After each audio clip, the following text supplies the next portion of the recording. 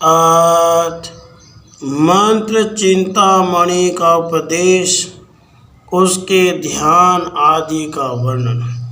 सूत जी कहते हैं, महर्षियों, एक समय की बात है, देवादिदेव जगत गुरु भगवान सदाशिव यमुना जी के तट पर बैठे हुए थे। उस समय नारद जी ने उनके चरणों में प्रणाम करके कहा, देवदेव महादेव, आप सर्वज्ञ जगदीश्वर, भगवत धर्म का तत्व जानने वाले तथा श्री कृष्ण मंत्र का ज्ञान रखने वालों में सर्वश्रेष्ठ हैं। देवेश्वर, यदि मैं सुनने का अधिकारी हूँ तो कृपा करके मुझे वह मंत्र बताइए जो एक बार उच्चारण मात्र से मनुष्य को उत्तम फल प्रदान करता है। शिव जी बोले, महाभाग, तुमने यह बहुत उत्तम प्रश्न किया है। क्यों न हो, तुम संपूर्ण जगत की हितैषी जो ठहरे, मैं तुम्हें मंत्र चिंतामणि का उपदेश दे रहा हूँ।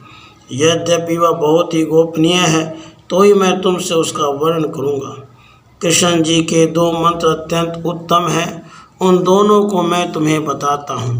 मंत्र चिंतामणि, युगल, द्वय और पंचपदी, ये दोनों मंत्रों के पर्यायवाची नाम हैं। इनमें पहले मंत्र का प्रथम पद है गोपीजन, द्वितीय पद है वल्लभ, तृतीय पद है चरणान, चतुर्थ पद है शरणम तथा पंचम पद है प्रपद्ये। इस प्रकार यह मंत्र गोपीजन वल्लभ चरणान शरणम प्रपद्ये मंत्र 5 पदों का है। इसका नाम मंत्र चिंतामणि है। इस महामंत्र में 16 अक्षर है। दूसरे मंत्र का स्वरूप इस प्रकार है, नमो गोपीजन, इतना कहकर पुनः वल्लभाभ्याम का उच्चारण करना चाहिए। तात्पर्य यह है कि नमो गोपीजन वल्लभाभ्याम के रूप में यह 2 पदों का मंत्र है जो 10 अक्षरों का बताया गया है। जो मनुष्य श्रद्धा या श्रद्धा से एक बार भी इस पंचपदी का जप कर लेता है, उसे निश्चय ही श्री कृष्ण के प्यारे भक्तों का सानिध्य प्राप्त होता है। इसमें तनिक भी संदेह नहीं है। इस मंत्र को सिद्ध करने के लिए न तो पुरस्चरण की अपेक्षा पड़ती है, न न्यास विधान का कर्म ही अपेक्षित है। देश काल का भी कोई नियम नहीं है। अरि और मित्र आदि के शोधन की भी आवश्यकता नहीं है। मुनीश्वर, ब्राह्मण से लेकर चांडाल तक सही मनुष्य इस मंत्र के अधिकारी हैं। स्त्रियां, शूद्र आदि, जड़, मूक, अंध, पंगु, हूण, किरात, पुलिंद, पुलकस, आभीर, यवन, कंक, खस आदि पाप योनि के दंभी, अहंकारी, पापी, चुगलखोर, गोघाती, ब्रह्महत्यारे, महापातकी, उपपातकी, ज्ञान वैराग्यहीन, श्रवण आदि साधनों से रहित तथा अन्य जितने भी निकृष्ट श्रेणी के लोग हैं, उन सब का इस मंत्र में अधिकार है। मुनि श्रेष्ठ, यदि सर्वेश्वर भगवान श्री कृष्ण में उनकी भक्ति है तो वे सब के सब अधिकारी, अन्यथा नहीं। इसलिए भगवान में भक्ति न रखने वाले कृतघ्न, मानी, श्रद्धाहीन और नास्तिक को इस मंत्र का उपदेश नहीं देना चाहिए। जो सुनना न चाहता हो, जिसके हृदय में गुरु के प्रति सेवा का भाव न हो, उसे भी यह मंत्र नहीं बताना चाहिए।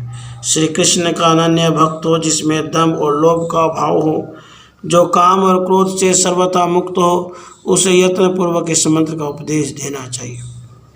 इस मंत्र का ऋषि मैं ही हूँ। वल्लभी, वल्लभ श्री कृष्ण इसके देवता हैं।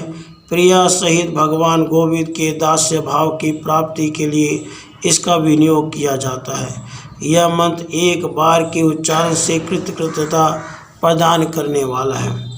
द्विश्रेष्ठ, अब मैं इस मंत्र का ध्यान बतलाता हूँ।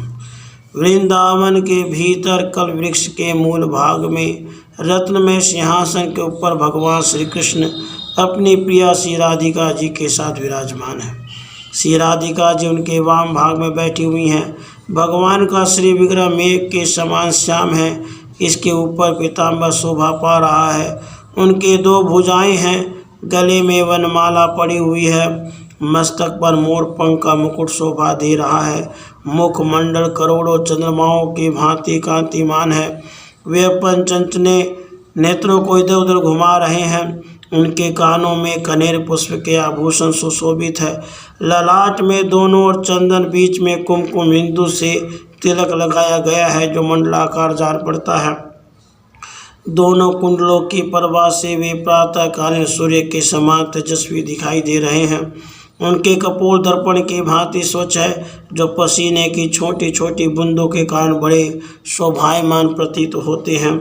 उनके नेत्र प्रिया के मुख पर लगे हुए हैं। उन्होंने लीलावश अपने भौहें ऊंची कर ली है। ऊंची नासिका के अग्रभाग में मोती की बुलाक चमक रही है। पके हुए कुंदरों के समान लाल ओठ दांतों का प्रकाश पड़ने से अधिक सुंदर दिखाई देते हैं। केयूर, अंगद, अच्छे अच्छे रत्न, मुंदरियों से भुजा और हाथों की शोभा बहुत बढ़ गई है। वे बाएं हाथ में मुरली, दाहिने में कमल लिए हुए हैं। करधनी की प्रभा से शरीर का मध्य भाग जगमगा रहा है। नूपुरों से चरण सुशोभित हो रहा है। भगवान क्रीड़ा रस के आवेश से चंचल प्रतीत होते हैं। उनके नेत्र भी चपल हो रहे हैं। वे अपनी प्रिया को बारंबार हंसाते हुए स्वयं भी उनके साथ हंस रहे हैं। इस प्रकार श्री राधा के साथ श्री कृष्ण जी का चिंतन करना चाहिए। उसके बाद श्री राधा की सखियों का ध्यान करें। उनकी अवस्था और गुण श्री राधा जी के ही समान है। वे चवर और पंख आदि लेकर उनकी स्वामिनी की सेवा में लगी हुई है। नारद जी, श्री कृष्ण प्रिया राधा अपने चैतन्य आदि अंतरंग विभूतियों से इस प्रकार प्रपंच का गोपन संरक्षण करती, इसलिए उन्हें गोपी कहते हैं। वे श्री कृष्ण की आराधना में तन्मय होने का राधिका कहलाती हैं। श्री कृष्णमयी होने से वे परा देवता है, पूर्णतः लक्ष्मी स्वरूप है। श्री कृष्ण जी के आह्लाद का मूर्तिमान स्वरूप होने का मनीषी जन उन्हें आह्लादिनी शक्ति कहते हैं। श्री राधा साक्षात महालक्ष्मी है। भगवान श्री कृष्ण साक्षात नारायण है। मुनि श्रेष्ठ, इनमें थोड़ा सा भी भेद नहीं है। श्री राधा जी दुर्गा हैं तो श्री कृष्ण रुद्र, वे सावित्री हैं तो साक्षात ब्रह्मा है।